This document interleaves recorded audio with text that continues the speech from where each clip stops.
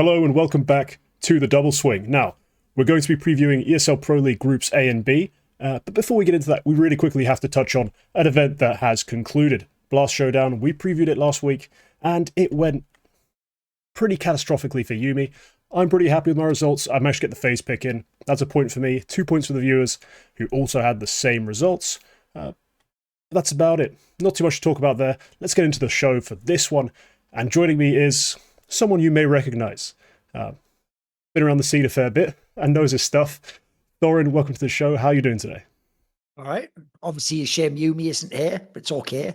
I gave him his break, like Jesus reaching down to a leper. I did bring him up into that Flashpoint glory, but Flashpoint is dead now, so who knows? Maybe he is too. I don't know. Is he all right? Where is he? Oh, he's doing fine. I think he's casting ESL Challenger, maybe? Like the qualifiers or something like that. He's got a casting gig on today. He's a fairly busy guy. We have to do a lot of workarounds to get everything recorded in the show, but no. Great to have you standing in. Maybe you'll have better luck than him, because he's currently quite far behind on the scoreboard. Okay. So currently he is paying out the full penalty at the end of the season. What do you have to do, like a forfeit or something? It's just donating money to charity, so it's not that. Oh, fair enough. It's not that much of a punishment, but it's just it's mostly bragging rights. I won the first season. I wore a crown and everything. You know, I got to rub it in a little bit. But yeah, let's get started with your first pick. We're going to start with Group A. Who have you taken out of that selection? Let me have a quick look. I think it was NAVI, wasn't it? Yes, I've picked NAVI. I mean, to me, they're probably actually... The funny thing is, I actually do think that I nailed it, that if you look at the four finals Navi's been in, they lost the two that were best of fives and they won the two that were best of threes. So the thing with Navi that's weird is this. People think I'm on the thing of like, they suck because I said they were a fluke. Like, I still think they were a fluke. That was ages ago. It was a different tournament. Mm-hmm. But my take about Navi is this. I actually think they probably have the highest floor of any team right now. Like, I would bet them to be in the semis of pretty much every tournament at this point out. It's just so hard to actually beat them. But I actually don't think they have the highest ceiling. It's why I actually found it easy to pick Vitality to beat them, why I'm not surprised Spirit beat them in the best of five. So I think I'd be a fool not to take an RV when they're available. They feel just like with how their recent run of form is, how their players are playing, currently map pool, there's not that many teams can really beat them even in a best of three. I think you have to be like a really top, not only do you need to be an elite team, you have to be really on your game. So certainly I can't know that all the form will continue. Some of it looks a little bit sus to me. It's a little bit too good from people like Bit and especially Imma. Obviously I am Cologne, but I think if you look at the fundamental factors in the game, they're a mega reliable team right now. And in a group like this, I don't actually think they're even a team where pressure hurts or helps them. I think they'll get it done and they'll win the group or be second. Yeah, they have the ultimate advantage of having basically the best prep, and then execution-wise on the server, probably the best IGL for calling out of everything, and the best understanding of who's doing what. I think they do that extraordinarily well. They just are limited. It comes up time and time again by those individuals.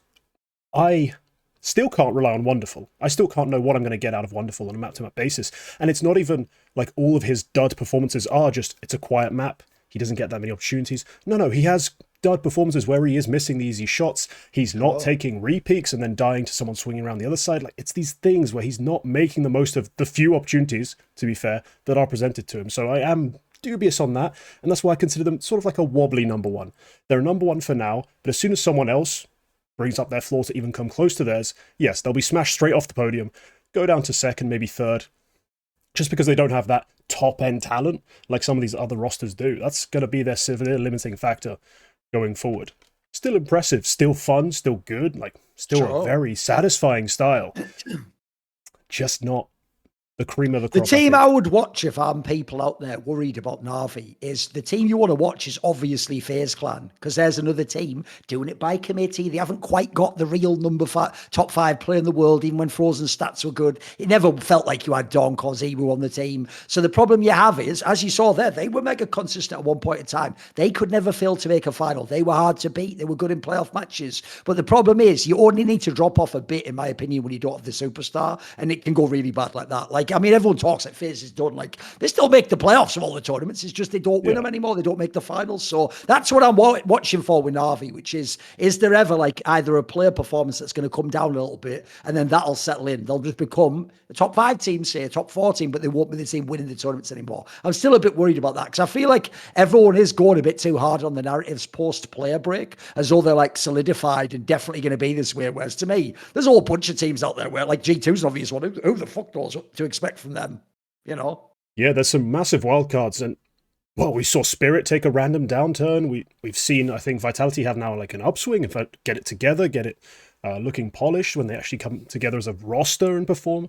Yeah, they can be dangerous. They can beat Na'Vi. Honestly, even in best of 3, they could probably beat Na'Vi with the way they played in that BO5. So I do think there's problems. The comparison to FaZe, I think, is great in the Riflers. I just think the Wonderful, being so young, he still has upside to deliver beyond what we've seen from Brokey over the last 2-3 years. That's their one, I think, saving grace for their like longevity. Like in the future, find a different way to be like one of the best teams is going to be the Wonderful question. For now, I'm going to keep railing on him whilst he still performs massively inconsistently. But just his age, I think, does give him a small edge. I myself, I have gone with that FaZe pick. Now, I'm a bit of a believer in their... It's an upswing of sorts. You know, they've had a couple gimme events, but they had far more dominant performances. When we saw them in the past, like EWC, Blast groups, they basically played down to their opponent's level. They could drop maps to anyone. They could lose series to a lot of teams that they really shouldn't have. But at this showdown, they were really, really solid. The one bogey team, the team that you could have slipped up on, was Pain. They dropped one map in OT, cleaned house on the other 2. I was very happy.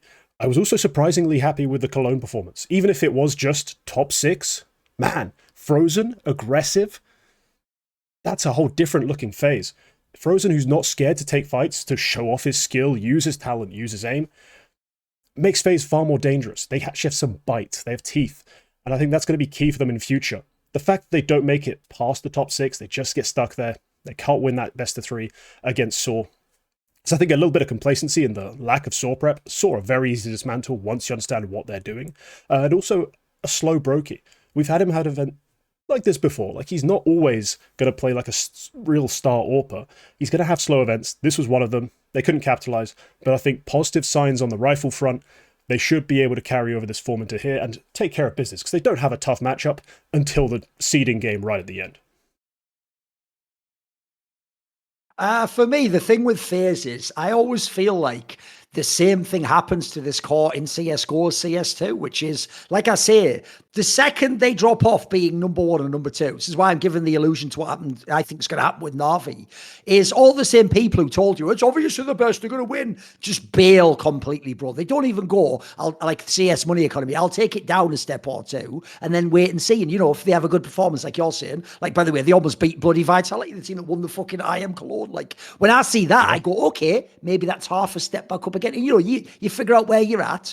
I feel like because of how jarring the Saw loss was, I think most people have written off that whole Cologne event, mate. Even though the same people love Team Liquid, who got beaten by FaZe twice, and acknowledge Vitality was the best team who won the tournament. And FaZe, you could argue, aside from Na'Vi, is the team that gave them the best series. So, no, to me, as usual, you can't just write off FaZe Clan. You should probably never do that, by the way, until it all falls apart. Because the other thing about their team is, because they don't have the reliable superstar factor, it does also mean, though, that sometimes you can get, like, the found money. Like, sometimes Rain does just have a map and a half where just somehow does like a 2018 performance or something mental. Or the obvious one now is, I tell you another person who was written off as dead for months and months and months and months back with the Nicos of the world, the Sun Piuses, was fucking Rops. Everyone told me he's cooked. They were doing that like whack modern version of the VP Mercedes thing of like, he bought a Porsche. Was it a Porsche he bought? Was it a Porsche? Yeah, it's a Porsche. It's a Porsche. They were going, well, ever since he bought a Porsche, his game's on.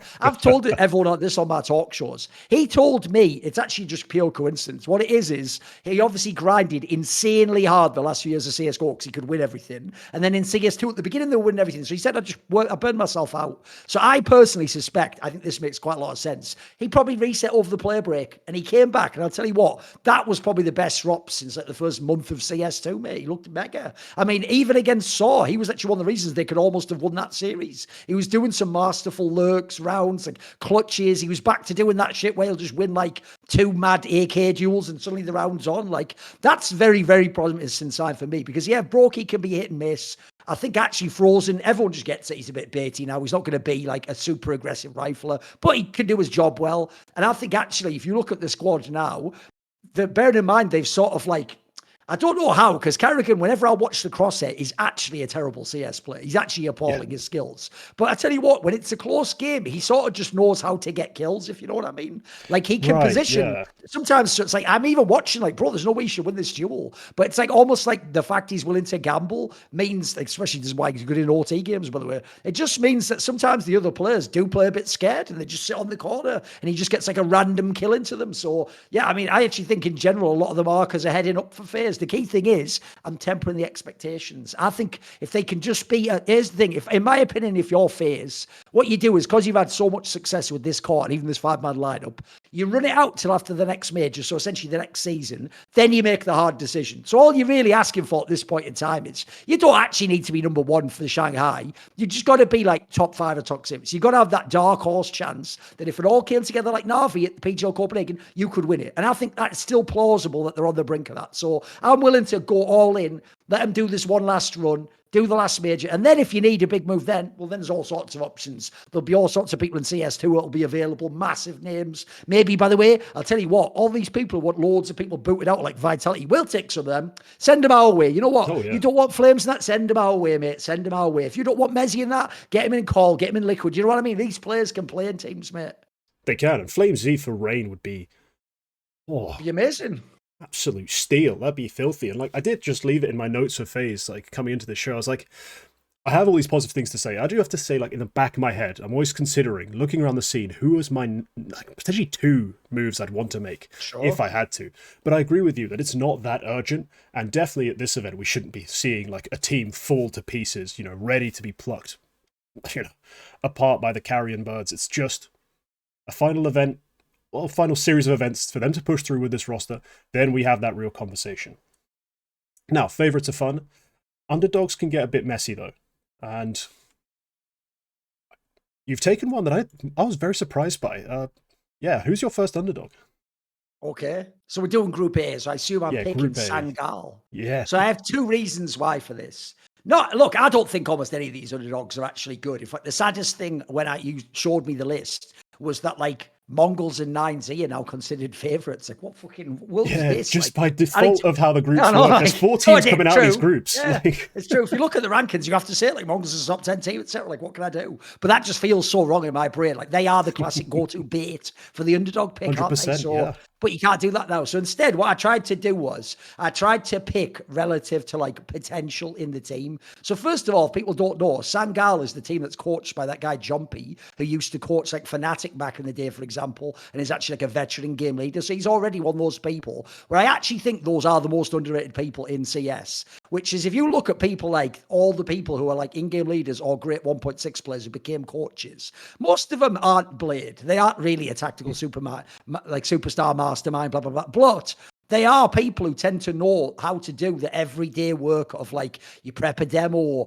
you watch the things, you tell the young player some of the things, you know, but bite down on the game here, don't peek too much when this guy flashes out for you. You tell them the small things that basically you would actually tell them if you were in a sports team with them and you were the veteran player. And I do think with young players, that is very, very beneficial. Then if you look at this team, I'm just going to point out 2 players here. So first of all, you probably know the ex-Floud guy. He used to be in like Eternal Fire and those Turkish teams, but it's actually the other guy that I think is the one that's the interesting one to watch, which is Jota, which is not least, I'm also a Liverpool fan, so that's just a coincidental reason why it's cool his name is Jota, isn't it? Because underrated player for us, isn't he? But no, this guy's actually not a bad player, mate. He actually has like some skills. I mean, these guys, the obvious question is like, why are they never allowed to be in Eternal Fire? I don't know how that works, because some of the players in that team are kind of whatever. So, and then also, I'll just throw this out there before everyone laughs and goes, who the fuck is Sammy? Some nobody Polish up. Weren't you all saying that about the Ultimate guy, like about fucking 3 weeks ago or something?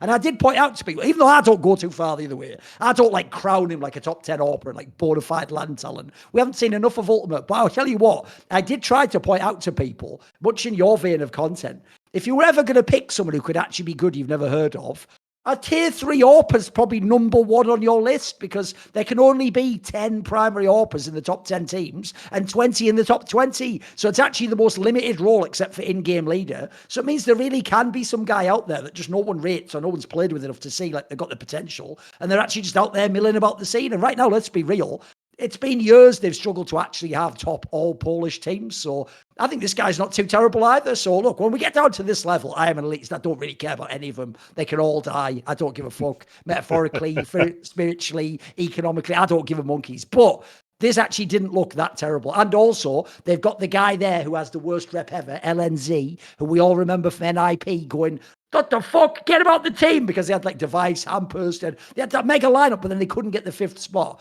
I have actually been told, and obviously he's working with a Swedish coach now, that this was one of the players. It's a bit like, I know people are making this point about NPL from Navi. It's like they looked bad because they were in the worst possible, like thrown in the deep end situation. And not only that, think about both those guys. One was playing with Electronic and Simple, and the other one was playing with fucking Device. Like, you are going to look terrible, because unfortunately we expect a standard for those players. Whereas I've heard both of these players have, now they've had time to get bedded in, developed a bit more, they're at an appropriate level and they can actually be decent players. So I thought it was just an interesting mix of players. It's not like a squad that's been around forever and as a known quantity. I thought just an interesting mix they made it here. I want to see what the coach can do.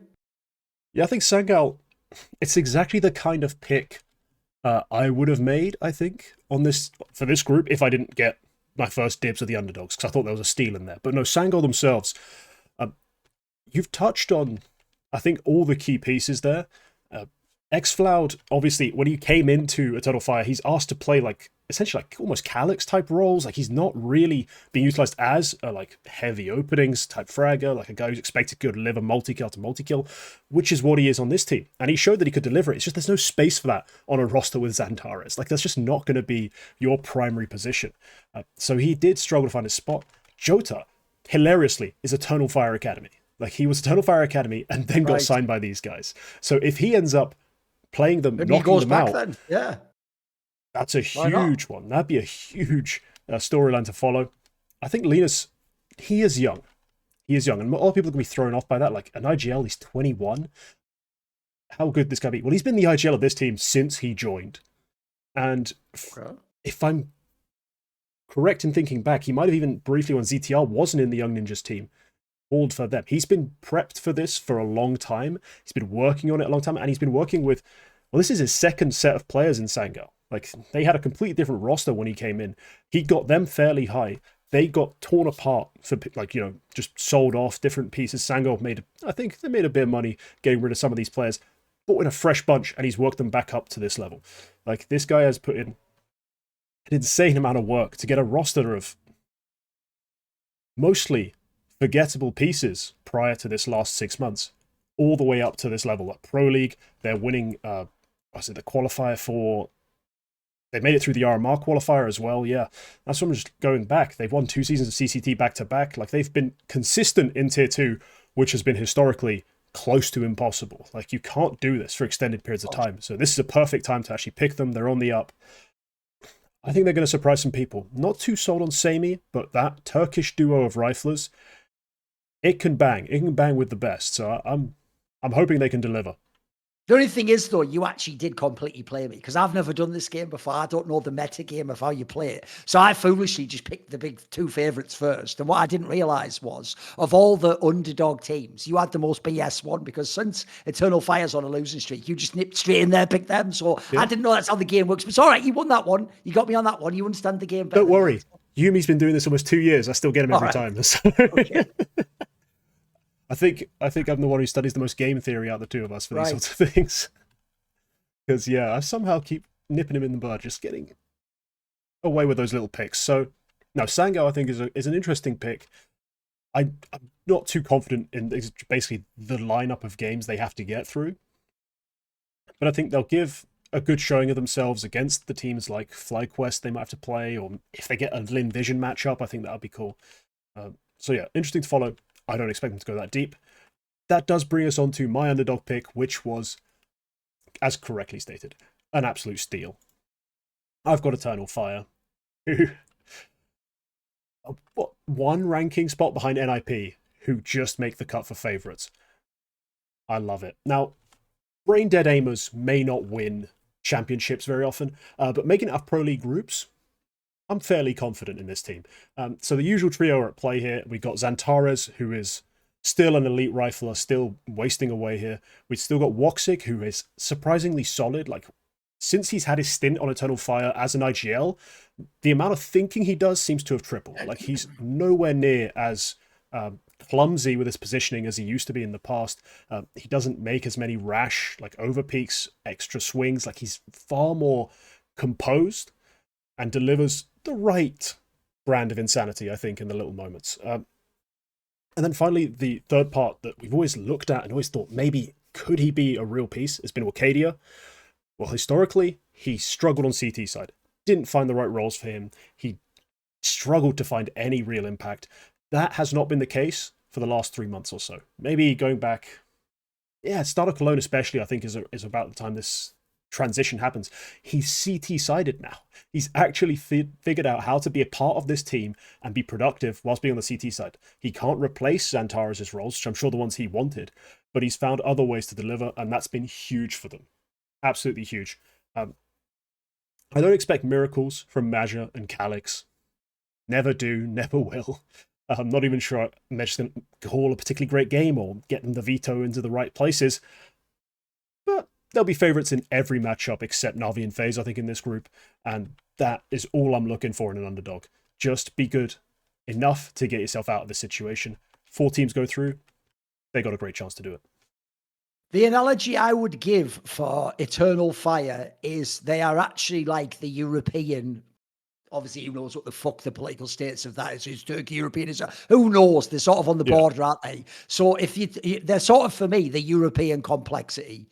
Because if you think about it, right, complexity just lives and dies off Elige. Like, if Elige doesn't have basically an 8 out of 10 game, Colt is not going to beat anyone good. So it's similar with the Xantares. They're both overqualified players to be on these teams, in my opinion, partially because of nationalistic reasons. They want to live in their home country, all that jazz. The joke is they could not only both be in elite teams winning every tournament, they could probably all make fucking more money. They could probably make 5 to 10 times more money in doing so. But for now, both teams have these mega overqualified star riflers. And if you haven't ever watched this team play, man, do they live and die off fucking Xantares' game. Like, still, like, it's still doing Xantares peaks and shooting 2 people in the head.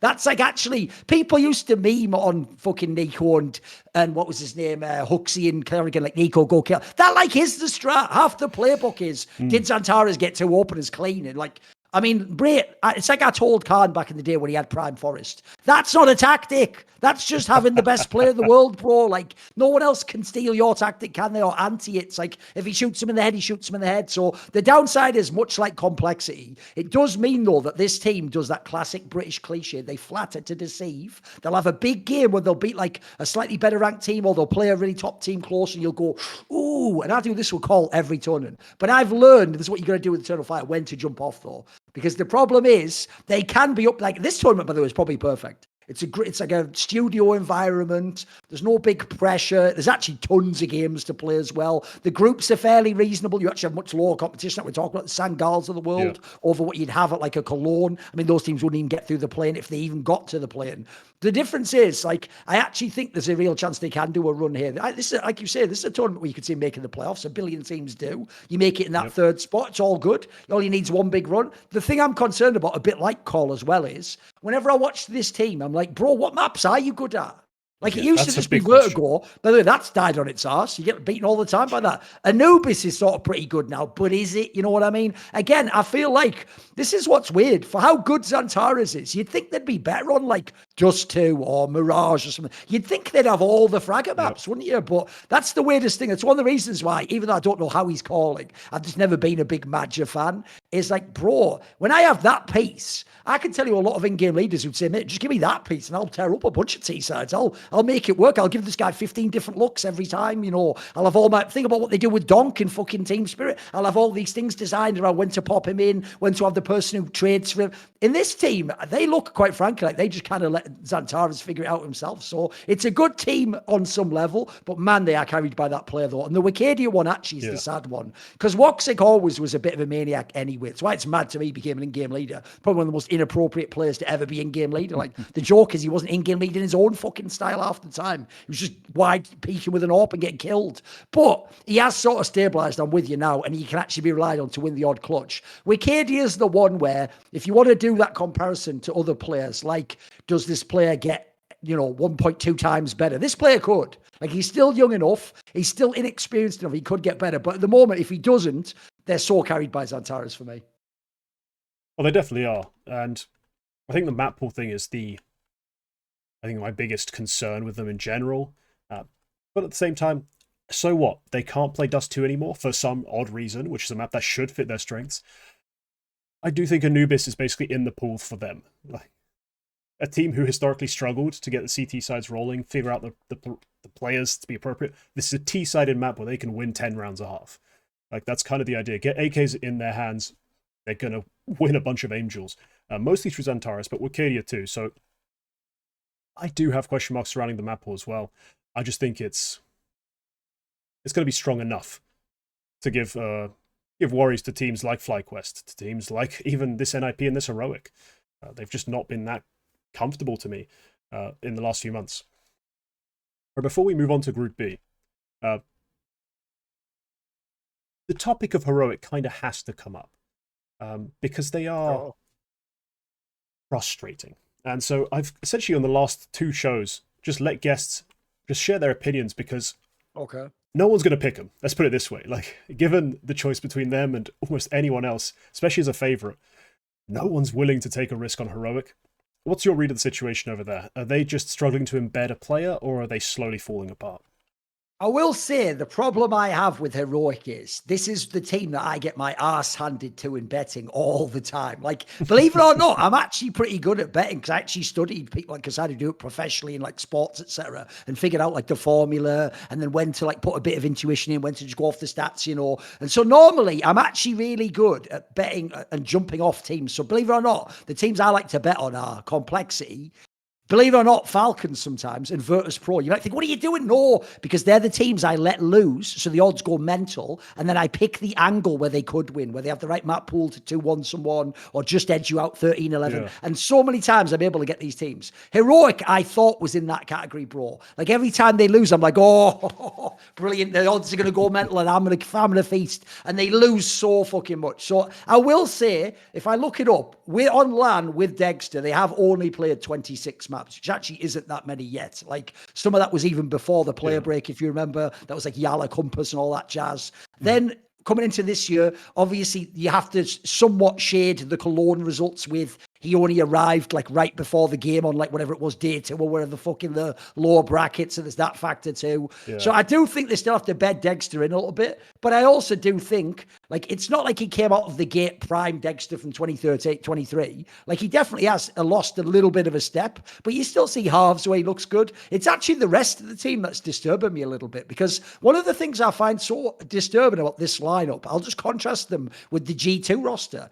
To this day, I actually am still skeptical of G2's roster. It doesn't make sense. Like, it doesn't even make sense how they frag out and win all those T rounds. It just makes me think CS2 just mega rewards aggressive rifle play and people can just headshot, basically. Because when you look at this Heroic lineup, bro, this is a CSGO GM masterclass. If you think how CSGO was, where you didn't need that many crazy fraggers, this is an awesome job. It's like you actually have took every role and put a player that can be good already at that role in that role. And then you look at the core coach, it's Saw. You look at who they got, Kixon after Shu, he was the next big IGL prospect everyone wanted. Everyone wanted this guy in G2 and Vitality and all these squads every time they fucking lose a tournament. Then you look at the rest of the team, you've got the perfect pieces in Shush and Tesses. They've been fucking money for about 3 years at this point in time. And then obviously Nerds was fucking awesome and still early this year looked incredible in this team. I mean, when they actually had Nikados and they actually didn't have the AWPer, Nerds was a fucking stud. You thought it's like really complexity in Elise. You were like, bro, give him the good AWPers like Dexter. You're going to cook, right? So I have to say, I'm going to keep doubling down a little bit. I just refuse to believe this lineup just can't work. I mean, it hasn't looked good so far. We'll see. It's had a bunch of maps and it's had a bunch of opponents where like, you don't even get a map on them. Like, holy fuck. I mean, the joke, like I say, is I was betting them to 2-0 that opponent. They get 2-0'd. So that's terrible. But I just look, right, Dexter has played so little in CS2. He can absolutely still get much better. Like he's also the primary AWPer. You can sometimes takes those people a bit of time to get comfortable. If people don't think about it, think on CT side. You can't cover every angle yourself. Sometimes some AWPers get nervous if someone doesn't have that angle covered or they haven't played with you in a sight enough to know when you're going to flash and then they can back off. So there are small things you could tweak. Plus you have got Saw. I actually trusted him to fix the team and get things back up. And I do think on paper it should be a mega roster. Like for me, if you can just get Dexter and Nerds good, I know the Danes can do their job. I don't know that much about Kixon still. I think he's actually got to somewhat skate compared to the Shuis of the world because people didn't expect much of his roster. They even looked at it. They just have a proper AWPer. So I still think there's real potential in this team. When I look at it on paper, it doesn't make sense to me that it's not a better team. I thought for real, this team, if it hit the ground running, they'll just be like the 9th best team immediately. You know what I mean? But something has like failed to start so far. I'll give you that. I'm a little bit concerned. Yeah, and there's like a little bit of like light for me when I saw them play in the Rio Close qualifier. Now, not the biggest teams, but I thought this is a great like sort of warm up. Like you get to play a bunch of games with Dexter. Now they are online, but still, and they do, you know, after a bit of a hiccup at the start, a loss to Cloud9, they sweep through, finish second in that qualify for IM Rio. But then, yeah, Bet Boom rolls around, it's back on LAN. And none of the pieces that were, you know, functioning, firing, actually turn up. Dexter was a different animal online in those games. So that's a bit of a concern for me that they can't seem to replicate even that kind of form. Well, you know, they do beat Falcons 2-0. They beat Fnatic, which are a team that are quite difficult to play up against right now online. You know, BlameF and Matisse have both been on top form, so you have to be sharp coming into them. They beat them, come back to Bet Boom, just get taken apart. So, yeah, I'm concerned about that sort of inconsistency. With that being said, I think I should wrap up and work on that. Any other teams that really pique your interest in Group A, or are we ready to go to Group B? Wait there 1 sec. Let me have a quick look. Might be someone. The other one that's interesting to me is just it would just have to be an IP, basically, because I still don't really know what to make of them. Like, that's another roster where, on paper, you cook it with something there. You may be like, I don't know, one piece away from something being good. The problem is, I never understood the Alex pickup. I still don't really. Look, I have a massive amount of trust in Threat and Exist. They do no CS. I just don't get it, though, because to me, when I watched Movistar and they had those initial runs where they were upsetting people and making like challenger finals and all that jazz, right? The obvious person was Sun Pius. That one jumped off the page. Everyone saw that one. But the other obvious player to me was Mopos, the like aggressive rifler. That's the guy I wanted to pick up. So I don't know why it's the IGL I'm picking up. Like, I never really saw them as some like tactical genius team. Like, I thought they kind of played off their stars a bit. So I just don't get that move personally. I feel like that's one where maybe you just get a different IGL, because if you look at it, right, Wrinkle is a clear talent. Like, that guy does have some fucking sharp skills. And I actually love that he has that sort of dickhead Eastern European mentality that I want from my fucking AWPer. I don't want my AWPer having Ziwu existential fucking like, but should I up or should I be on the rifle? Is that unsafe? I don't want that. I want the dickhead who's like, I am Simple Reborn. Give me the AWP. Because that's the guy where they can max out their skill set. You can see, like, is this guy going to be like a top 10 AWP? And he actually could be. Like, the skills are there. He's still up and down because he has that style. Of course, yeah. Mate, when he hits, he fucking hits. So I actually do think there are parts in this team to feel promising about. I mean, Rez isn't a bomb. He's still a decent player. But they do miss something. Like, for me, I don't really know what identity they have as a team. I couldn't really tell you they have some, like, unique style or maps they're always going to win on. So for me, it's like, it's mainly the Wrinkle show at the moment. Oh, it's still the Wrinkle show for me, too. Like, I think his series against FaZe that he played... Which FaZe was that? It was Blast, wasn't it? Yeah, wow, it was everything I could ever want from an AWPA's demo. Like, especially one who is playing a more aggressive, assertive role on a team that really lacks a spark. If it's not him, who is it? Often nobody. But I can sort of explain why they chose Alex in their minds. NIP's justification is he worked really well with other AWPers, and their plan was to either continue with a young AWPer or sign a young AWPer. Either way, they needed someone who they believed could develop, could nurture, could maximize an AWPer like that. And I agree. I do kind of think it's still a bit of a weird move considering that. Like, he's not called in English. He's not really called like a particularly like tactically genius style, as you put it. Like heavily reliant on a banana rifler, because their Inferno was what carried them a lot of the time on that Movistar team that actually shocked people. Just like a banana rifler who's taking 40% opening attempts and winning 70+% of them in banana. Come on, lads. There's only so much credit you can give the IGL for that. Like, he was just hitting crazy shots, having like nutty timings against players like Bit. I think notably, I had a specific video dedicated to just this, just the mopos of it all. And it was like, yeah, he's massively overperformed expectations, and that kind of carried them through. So it was a bit of a weird pickup. But at the same time, I do think this roster, in terms of the depth of young players they have behind them, they'll probably develop into something. I just don't think Alex is a long-term part of that. Like, that's the move that happens, but it probably doesn't happen for another 6 months. He probably just is like a caretaker for a while, then they'll make another roster move to really complete it. But no, they want Maxter to come up. If you look at the roster they've had, bearing in mind they've obviously hinted many times, if possible, they'd like to return to a Swedish lineup. The obvious way that could actually happen if you're a Swedish fan is you just sell Wrinkle for a lot of money in about 6 months to someone who actually thinks they're going to be like a contender team. You take that money and then you buy like Norcom, Plopsky or something, and then you make the Swedish lineup that they probably wanted all along. And the rumor was they were going to make last year anyway. I don't know if I would do it. I think those days are somewhat gone. Yeah, to me, it's like just trying to make it static. It's like, mate, you can have a Danish team, but it's just not going to be one of the best teams in the world, is it? You know, like you're sort of reaching a bit on that. But if that's the angle they want to go, because I just don't believe that like Alex is going to be here in like a year and a half. No. Like, it just seems like, you know, he's the most obvious odd one out, you know. The timeline doesn't match. Like, he's already almost 30. These guys are all like in their early 20s for the most part. Even Rez isn't that old. Like, we've seen him forever, but he's not actually. By the way, I would guess he's very cheap as well. There's another thing. Because they failed like to make majors, etc. I would guess he's really cheap. Like, if I had to guess, I bet in Movistar Riders, mate, it was probably on like 2K a month or something mental, you know. So there's a world where you've just done what I've heard some teams have done in Team Liquid and other squads. Fucking the calls of the world. Sometimes you just pay the last guy not that much money and you gamble on him in that sense. So maybe it makes sense financially at the moment to do this lineup. If you look at this group, though, they should be a team where if Wrinkle goes hand, they have a chance to upset. Yeah, with the right Wrinkle performance, they definitely can be the fourth team out, third team out. You know, obviously we know who our top two favorites are going to be, but they definitely do fit into that category of the teams who should be aiming for those final two spots. Yeah, I'm just wondering, now that you've brought up a Swedish roster, like if they do wait a year, we could see Linus. We could see ZTR even like bought out of his Game Legion contract. Like, if that's the risk they're willing to take, they want to go full Swedish. I mean, I wouldn't, but it might be the reality of it. All right, let's move on to Group B. There's another pair of favorites here to talk about, and I think some more interesting teams down below. So yeah, lead us off with your favorite for Group B, please. Right, this is easy. It's actually the first team I picked of all of them because I actually do think.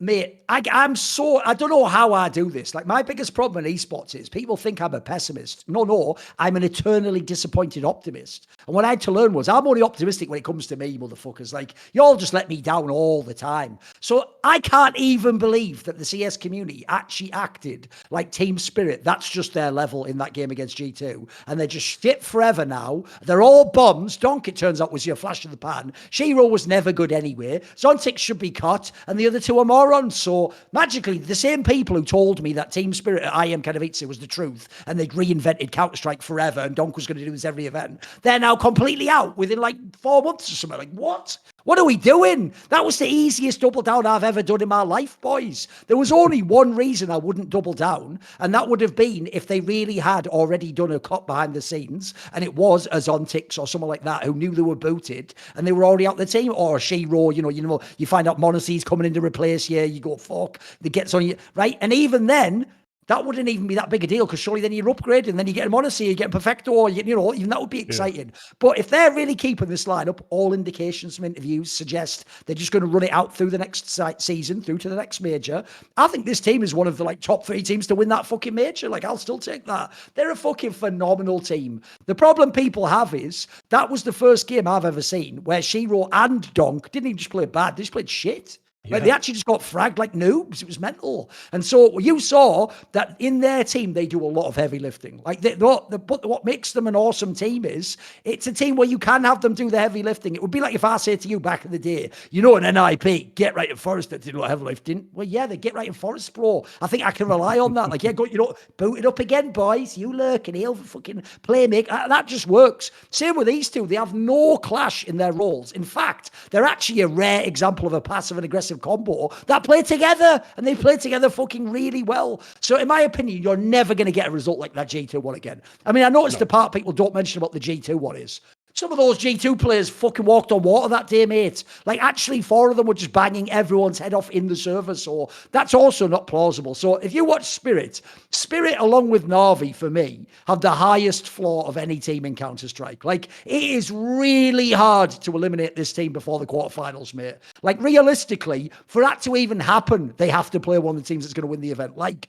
fucking, I mean, it won't be Na'Vi because they always beat Na'Vi, but they'd have to play like Mouse or Vitality. I mean, I don't even know that FaZe could beat them right now. I actually think, for real, if I had to put teams that could beat Spirit, it might be like 3 teams. Because at the moment, I still haven't seen Na'Vi do it. So it might just be like Mouse, Vitality, and then maybe G2 if everyone frags out. That's about it. And even the Mouse, the G2 ones, one was with Stewie. Who gives a fuck about that? And then the other one now is with like the snacks out there. No one really knows where it's settling. So I think for right now, there are so many positives for Spirit. If I had to go down all the metrics in CS for a team, bro, this team feels like it'd be like 8 out of 10 at a minimum in every category. It's just a really good team. The only one flaw I've seen from them mainly comes from the coaching side, which is I feel like because their coach is a bit more inexperienced compared to the legendary coaches that coach the other rival top teams. I do feel like sometimes he doesn't do the best job with timeouts, which I think is really important with inexperienced players. I'm from a basketball world, and in basketball, it is default. You do a timeout as soon as the other team has a really hot streak because you want to cool them off a little bit and you want a chance to tell your players that, like hold up, or if we do this play, we can neutralize them a bit. You want to like take some of their steam away from them. Yeah. He's not very good at that, although I'll say a lot of IGL coaches like Taz isn't very good at that either. But the thing that kills me are his vetoes. Yeah, all the new ones have this issue. The thing that kills me is their vetoes. Bro, I have seen them fuck up at least 2 or 3 vetoes by doing the mistake, which is normally, if you go look at their win rate, they're up there in that insane, mouse spots category where like you can have like 70% win rate on 4 maps or something bonkers. Then you have one that's 60, and then you have one where it's like, sorry, this 5th one's only 54% win rate. You're like, fucking hell, bro. You just got the whole map pool. But here's the difference. The problem is when that used to be like FaZe Clan who had that map pool, or Peak G2 with JKS, you could rely on them to win those maps. And so they could actually go further afield in the map pool and get a bit cheeky like Carrigan would. Bro, this team should never do that ever. They are fucking dead when they go into the map that you can tell they didn't prep the 3 hours of demos for. They didn't prep all the antis for. This is a team where I'm not even joking. If I were them, I would almost do the one thing I tell IGLs coaches to never do.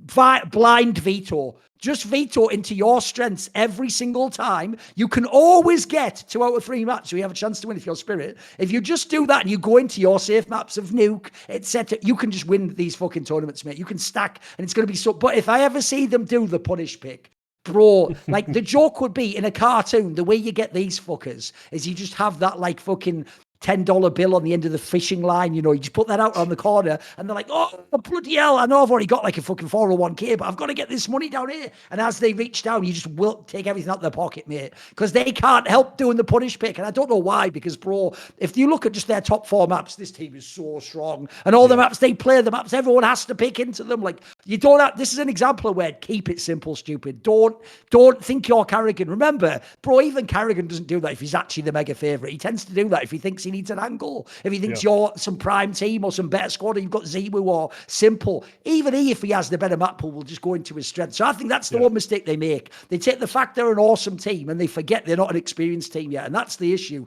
It's really hard to play in those deep waters of map 5 and 6 if the team's just awesome on the top 4. You've already prepped for it, Yeah, they have that.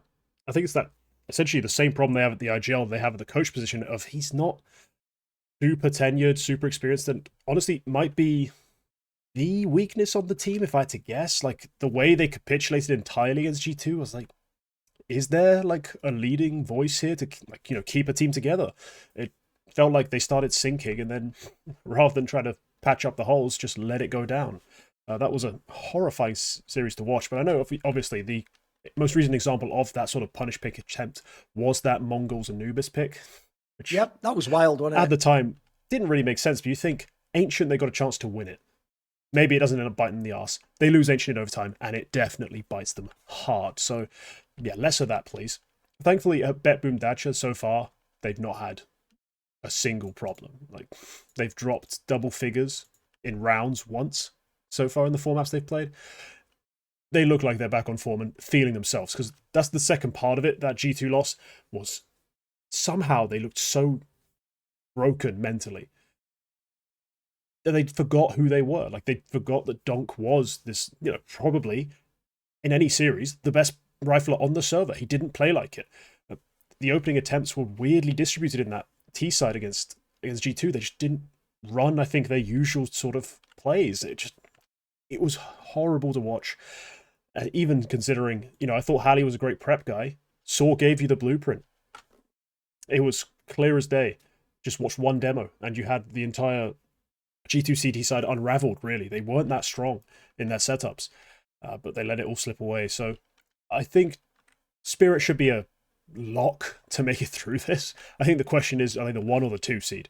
Beyond that, I don't really care to have the conversation, I think. There's no point talking about them losing to Wildcard, even losing to 9Z or MIBR.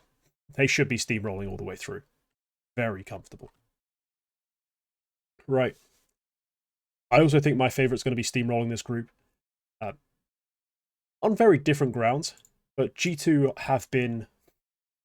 Look, I've said what I've said about Snax. I still think he's not a great IGL, not a particularly great fragger. I still think that part gets massively overrated. But you can't deny the firepower they come into every event with. I think Nico has been as good as he's ever been over the last 45 days, or since the player break, essentially. He has been sensational, doing everything he wants, just at will, finds the frags, finds the picks, and wins them rounds single-handedly. Monacy, even though he had a bad EWC, since that event has actually been back on near top form. Like, it's not been as bad of a trough as some people have made it seem. Like, he's really fought his way back. Monster at the last 2 events. The only player who really performed when they got eliminated from Cologne. Yes. I think that's a huge sign that they're going to be more than threatening at this event.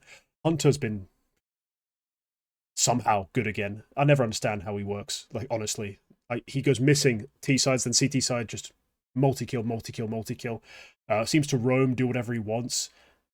I don't get it. And the Malbs thing, the rolls, the problems with the rolls. He's not let any of that affect him. He's just remembered he's Malbs. He can hit headshots, he can win fights, and he's allowed to be aggressive on CT sides. He doesn't have to be an actual hard anchor. If you're constantly crunching lobby on Nuke, if you're constantly brawling mid on Ancient, you don't need a true hard anchor in those spots. He's just pushing, fighting, landing headshots. So it doesn't matter how bad a caller Snax is.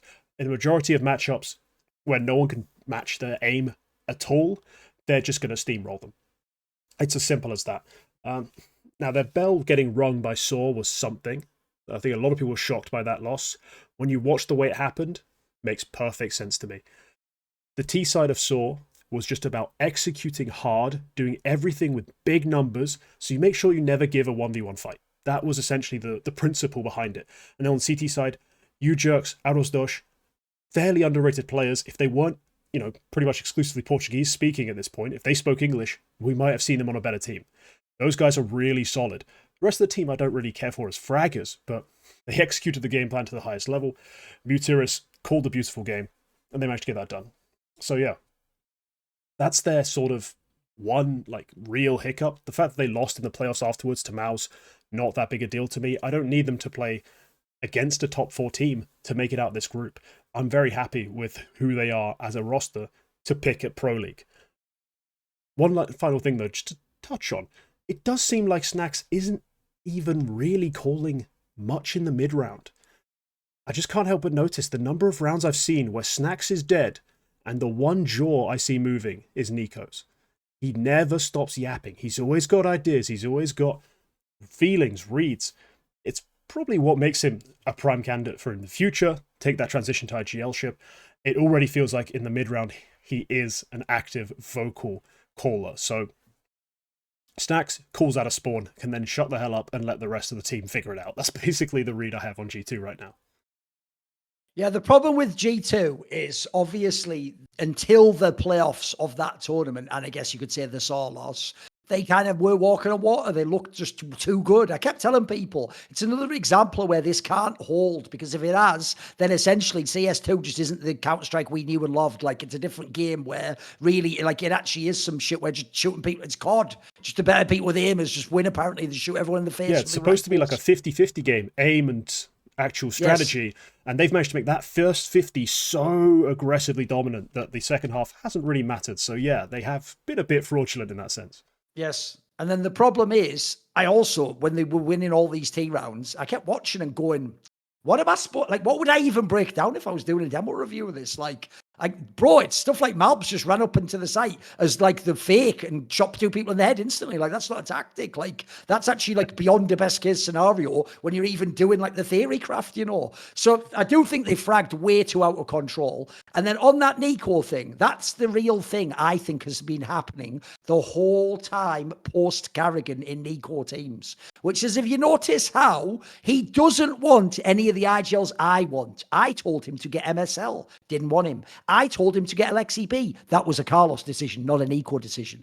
Because I'm picking people I think are going to be the mastermind, right? If you notice, Nico doesn't want a mastermind because of what you just said. Because individually, he is one of the best mid-round riflers ever. It's the reason why I think Shox and Cold Zero were desperate to get on that IGL. They can make the best call, but listen to the criteria, when they're the best rifler in that scenario. Essentially, what they know better than any IGL, even a mastermind, is actually in this moment, even though your call would be good for the team, for me to get the next kill, I need to do this. So basically, shut the fuck up. Let me call this. Which is why I actually think probably you've got a player like Snax here, and probably Huxley was going to be kicked. The story goes if they hadn't won Cologne last year, so over a year ago at this point in time. I think what Nico wants is, and this is where you can read between the lines on interviews, because he understands CS, and to him, CS is simple. He's a genius, and he's a guy who understands how to call around himself, and maybe to call around, I don't know, people like him, like an Orp or something, maybe. I think he naively thinks either other people can just know that, which I'll tell you what, is one of the biggest curses ever in CS, where you just think other people, like you model that they could be clutch like you, they can make this. They can't, bro. That's it's a specialist field. Yeah, well, yeah. It's most people can't do that. And more importantly, I always give this analogy. When Michael Jordan was already the best player in the NBA, he bristled when Phil Jackson came and put his tactical system in, because he was basically saying to him, like, but this is just going to limit me though. Like, I don't need this. Like, I can do whatever I want. And he was like, oh no, yeah, this isn't for you. This is for the rest of the team to play with. That way they have a system and they know what's happening and where the ball is and where it should go. And you can just break the system anytime you want, mate. If you're Michael Jordan, if you want to go one-on-one, if you want to do some crazy stuff, you do it. But the point is, allow the system to exist for the others. So I think what Nico does is he allows people, Snax probably just calls a very simple, basic out of spawn setup. Then from that, if Nico doesn't make a read, he makes a read, depending on how many people are alive. I'd imagine he plays fairly ABCCS. But if you're Nico, I mean, like you said, he is cooking right now. He is mega again. Right now, you might even be the best rifler. At this point, maybe you should make the secondary call. It's also, if you notice, quite a clever move that it lets him sort of test again a bit of his IGL chops without having to officially take the title. Whereas I'll tell you right now, mate, every time they lost now, if he'd have been IGL when they lost to Saw, the whole thing would have been out about Nico, wouldn't it? Like, oh, you should have had Huxley. Oh, yeah. What about Nico? Whereas no one really made it about Snax. Everyone forgave them and said they'll be okay. Then they wrecked Spirit and we all didn't mind. So I think the problem I have with this team is they do have unbelievable firepower. Like, unironically, they might have the most firepower in the game. It's got to be amongst them. And yeah. I think it's probably them, Vitality and Mouse. They're probably the ones that have the most, like, you know, man for man, everyone frags. They've got to be up there. So that'll help. The problem is, though, I think those teams are better on team side with better, like, structure. So for me, a lot of this is puncher's chance. They've got the ultimate knockout chance to win. And obviously, like you say, and all they have to do is get through this group stage. That will almost certainly happen. My question for this team is more like, can they win the event? That's why I'm a little bit less sure. Yeah, the question with G2 always is, when they make a roster move, it's not about judging, oh, could they win the occasional event? We got that with Huxley. Huxley won 2 prestige events with this roster. Yeah. That's not really good enough. You need to be an era-setting team. And they just haven't been, and I don't think this move really sets them up to be. And you're right that their weakness actually ends up being the CT side, because like Nico has to sit fairly still, can't really take as much initiative. And so yeah, teams can execute into sites, isolate defenders, lock things down, and win rounds just with the bomb, really. If you looked at the series against MOUZ, that was the entire problem. MOUZ, as soon as they got on T side, just rolled, just kept on rolling them. So no, still some things that G2 can't, I think, do with this roster. But in terms of winning these games, yeah, they can go into the server, play deathmatch, and win them for all I care. That's going to be fairly comfortable. Right, the underdogs here is where I think you had a more difficult choice to make, given the prestige of the teams available. Who'd you end up going with?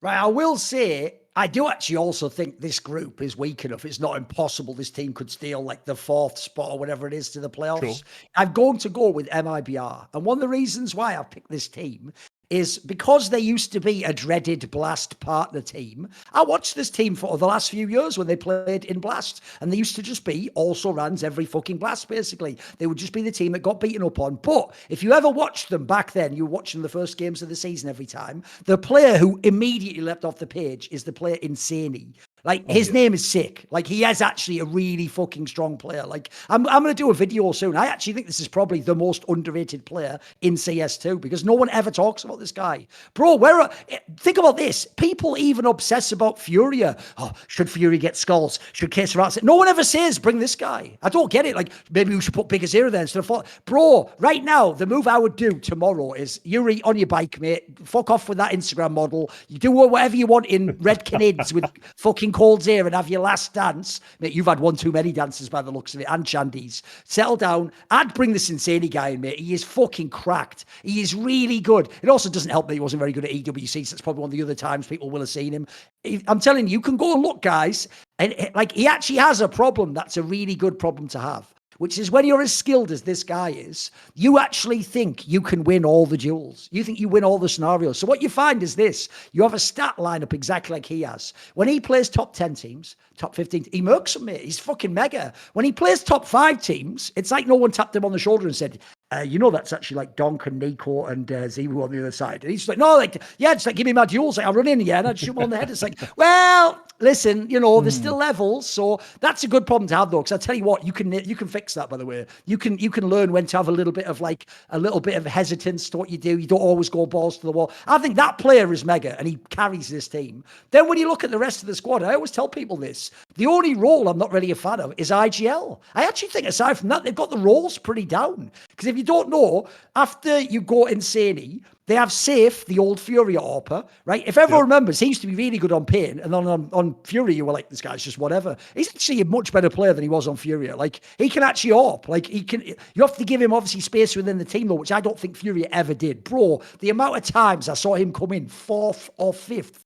on T side, and I was like, what are you doing? Because I've always said, Fury and Team Liquid fundamentally do not understand AWPers. They don't even understand the concept of the platform. They think the AWPer sits at the back and trade kills everyone. Like, bro, that isn't like all the great AWPers, and they're therefore going in first and second. They're taking the flash. They're doing the peak. They're doing the trade kill. Like, I think they wasted Safe's talent. And now the problem you do have in this team is Exit and Safe are old as fucking sin. Like, they are pretty old. And the Exit guy, by the way, his stats are a bit flattering. He's just like an experienced player. He's not a top player. But the one player that was also a Furia player I'm going to reference as well is Drop.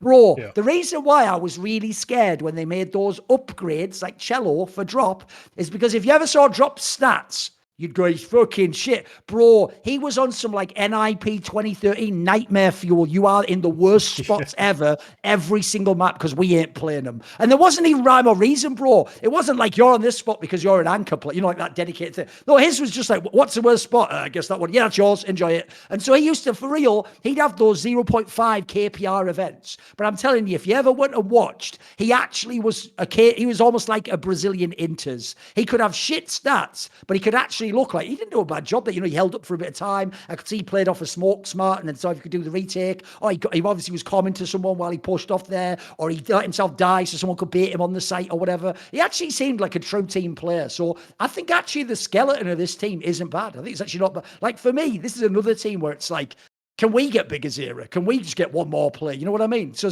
I think some of these players, like I said, I think Insane should be in Fury if you're really making the best team. Like, I think he's a good player. So if I look at this group, it's not implausible they nip in as the fourth team. Yeah, it's infuriating, to be honest, to look at the Brazilian scene and think how many actually legit top 5 teams I could construct, not even using the same 5 players every time. It's kind of silly that they've got it so wrong. But hey, they must have stupid contracts, massive salaries, and models on the go, I guess. that must help a lot. But no, I'm glad you clearly showed you actually have watched this team, because a lot of people who haven't will think Breno or Baranazad or whatever is good.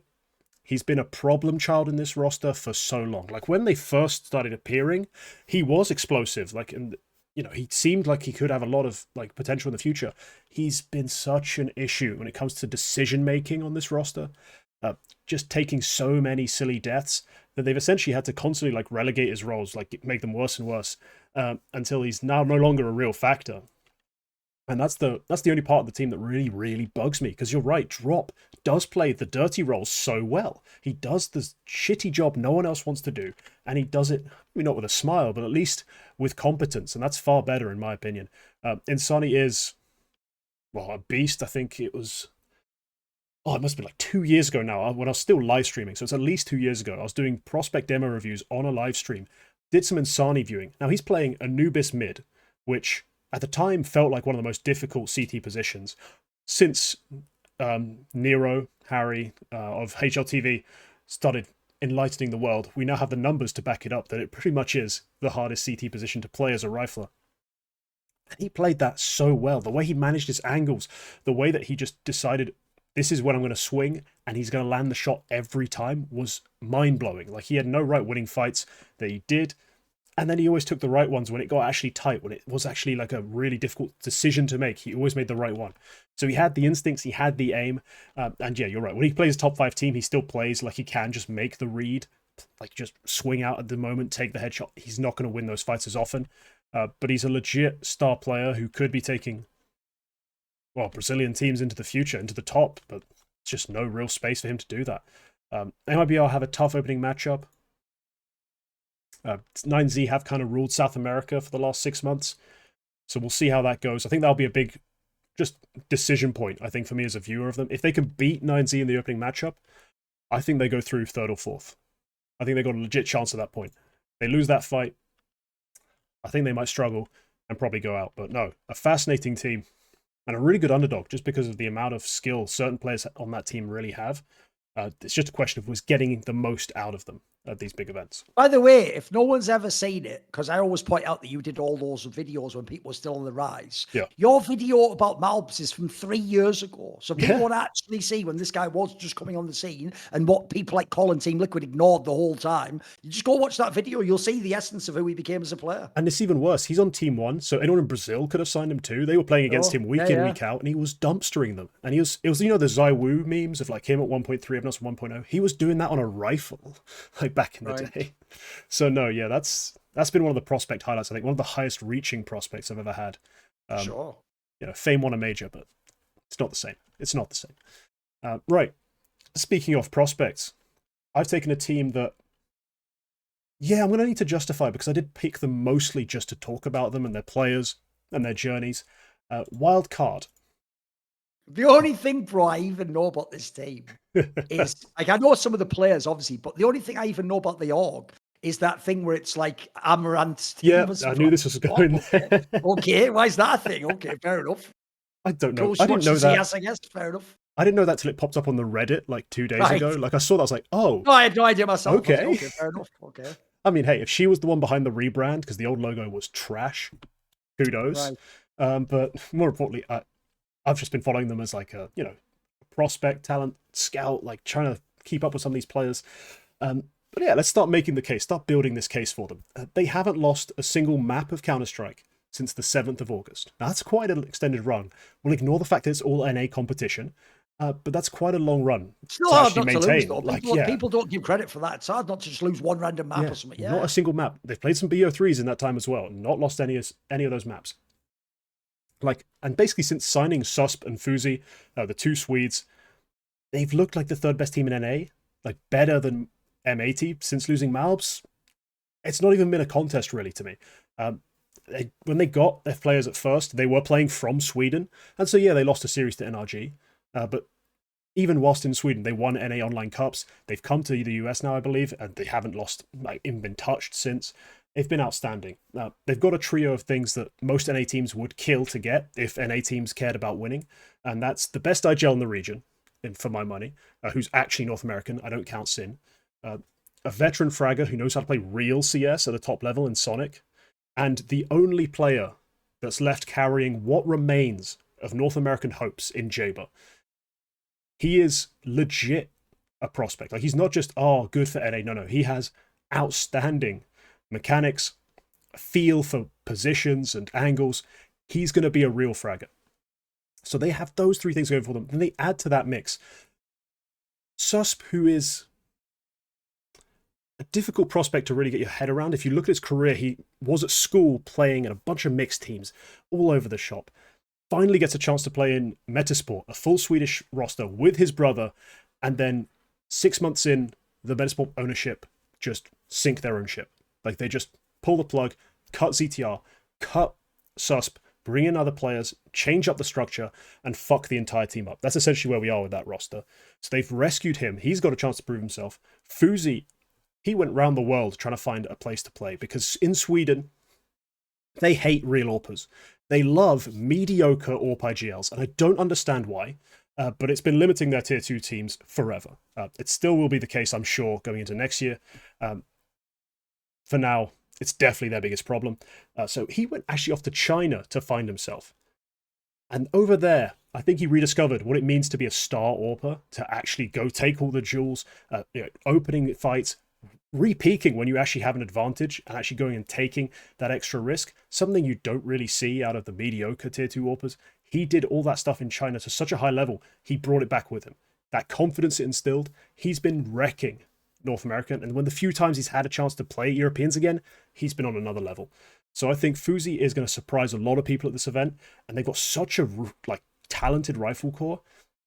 There's upset potential. There's a lot of upset potential. Stands a real IGL, something not a lot of teams at this level can say. The combination will be deadly. Now, they won't beat Spirit, but in the lower bracket, they'll give those Brazilians, those South Americans, a run for their money. I think they'll have a good chance as well, facing up with someone like Koi, someone like 3D Max, someone like the Mongols. They've got a real chance to prove themselves here. I hope they seize it. Yeah, the interesting thing is obviously not a team I follow, but actually I'm shocked. It's a pretty decently put together roster, because as you say, it really is, yeah. When you have players like Stanislaw and Sonic, they are actually both overqualified to be on this team. Now, maybe not with where their career decisions have taken them and people don't remember when they were good, etc. But again, if you can get at this level, players with that level of experience and who actually are still good at their roles, you got to take it, mate. That's like your actual chance, because then, like you're saying, you just got to lock into a JBA. You've got to hope FaZe's good. If that happens, suddenly you're cooking. You got actually something to work with. I do think Stanislaw, the biggest problem with Stanislaw always has actually been like a mental one, basically. He's a guy where, put it this way, he's one of the only players ever where multiple different people who I did interviews with who played with him basically told me either privately, like, look, I'm just not going to trash talk him because I don't want to say like what his problems are, or people would just be like, I don't really know if I want to keep that criticism in there. Can you delete that, please? And that, by the way, that's very, very rare, because normally when people do interviews with me, the whole point is they go in knowing, right, if I address something, you're just going to give whatever your thoughts are. If you don't, you just say, I don't want to talk about it, right? So it's more like people to me, that's like they sort of said what they really thought, and then they just thought better of it, like, oh shit. And the reason why is a bit like the stories you've heard about Elige. I heard this guy's a bit of an emo guy. He's just like a kind of guy who was a bit of a sulk if he doesn't like the way things are going, and you have to sort of do things his way. By the way, it's a classic thing for stars and IGLs, understandable. But the reason I bring this up is I actually think that's why he's in this position. I don't think it's anything to do with IGLing or not knowing how to use pieces or whatever.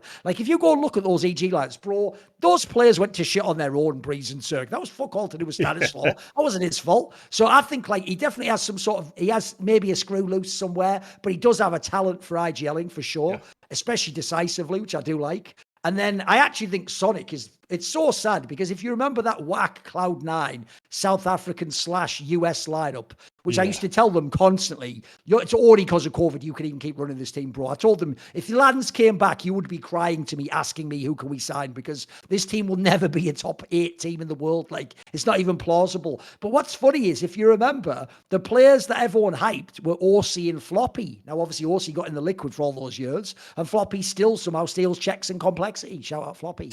But the guy who I actually thought was the best player was fucking Sonic. If people don't know, he's an actual, like, he can AWP, he can hybrid. He's a not bad rifler. By the way, he's also another guy who plays like he thinks he's better than he is on LAN in a good way. Like, he actually, like, tries to fucking make moves. He has experience. He's played a bunch of years now and been to a bunch of the big LANs. And even when you've seen him over the years stand in for, like, good teams, sometimes he's actually been good on the LANs too, Bo. So to me, those are, like, pretty decent pieces. Then if you want to go, I don't know the JBA player that much, but actually the FaZe guy, another victim of the fucking Device era, because he was the player who had to replace Device in NIP, remember? And he was solid on NIP. Yeah, he wasn't even bad.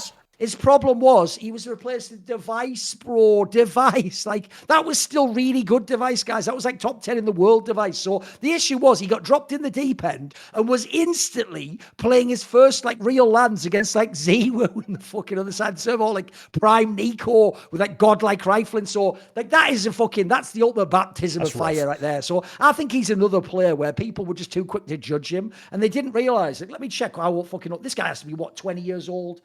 He's 21 years old. Yeah. He's about to turn 22. So he's not even super old. He's just basically coming into the era when he can be good. This wasn't even a bad player. So I'm actually, this is an interesting lineup of teams. I only knew them initially because of that meme angle. But when I look at the lineup of players, it's not bad. This is actually a solid GMing job, bearing in mind they're not going Swedish or NA. They're sort of mixing between the two. Yeah, they kind of had to, because offense intended to NA. Who the hell are they going to sign instead of Susp and Fuzi? Like, really? You're going to recycle the same, like, few names that we see all the time? It just wasn't worth that sort of risk. And anyone who's curious about Jaber, Prospects Jaber is on the channel. Of course it is. As of about 8 months ago, I think it is. But yeah, no, he's a real talent. Like, not trying to force one there. Like, it was a legit pick for North America. But right, there's a few other teams I think worth addressing in this group. Firstly, the Mongols. I think a lot of people, not going to lie, myself included, got a little excited when they won that match at Cologne. They beat Spirit 2-0. You're like, oh, not saying they're going to win the event, but if they can beat Spirit, they've got a chance to make it out the group, at which point we're cooking. And then they lost to Storm Pain, and you're like, yeah, that's maybe we've got a bit overexcited. Maybe they're just never going to be that team, right? They're kind of just stuck where they are. I mean, one of the problems I do think they have as a team is, like, first of all, their playing style. It works for a reason that is actually a concept I always take from MOBA games like League of Legends or Dota, which is in those games, because you don't have time to do the kind of extended freeze time shot calling we do in Counter-Strike, or sometimes also, if you just on like Mirage T-side, you haven't entered their half of the map, you sometimes also just have time to wait and take a call and then go, right, well, should we do this? And then right? Because in those games, you're basically doing team fights all the time. You're just calling people's names. You're calling it the target selection. In those games, the saying goes, it's better for all 5 people to follow a plan, even if it's bad, than for like 2 people to have a brilliant plan, 2 to have an okay one, and 1 to have just an okay. Like, that's actually way worse. You're better off everyone committing to potentially a bad plan because you'll be able to execute it, basically. You'll all do the same thing, and then it has a chance of working anyway. That's one of the problems I think Mongols has, which is I actually do think if you watch how they play, they clearly have, like that fucking Blitz guy has some sort of a read that he thinks he has on the game. But I do think it's a little bit gimmicky, and it does rely on fragging a lot. Now, that's where, though, this team is fun, which is, mate, where the fuck was this Senzu guy? If you don't know, he wasn't the one in IHC when they were getting those upsets back in the day over the Furies of the world. He was the newer recruit. That guy is fucking money. I mean, I know everyone's seen 9-10 because he's the AWPer, but, like, for me, he's good, but he's not going to be an elite level superstar AWPer. The Senzu guy's the one that's really sort of like ignited my imagination this day. I think with him, he can be a real star player. You look, the rest of the team's got just enough, and then they all play the same style. They're not doing the major mistake, which I think even some NA teams do, which is, it's like, I can tell you watched some demos of like Astralis back in the day, or maybe in the modern day you watching, I don't know, Mouse or FaZe or something, and you're thinking like, oh, if I can copy what that, it's like, you'll just be a worse version of them with worse players, so it won't work. I'd prefer, if anything, lean into your own meta, try and do the style that your players want to play, that they thrive in. So the key thing is, I'm with you.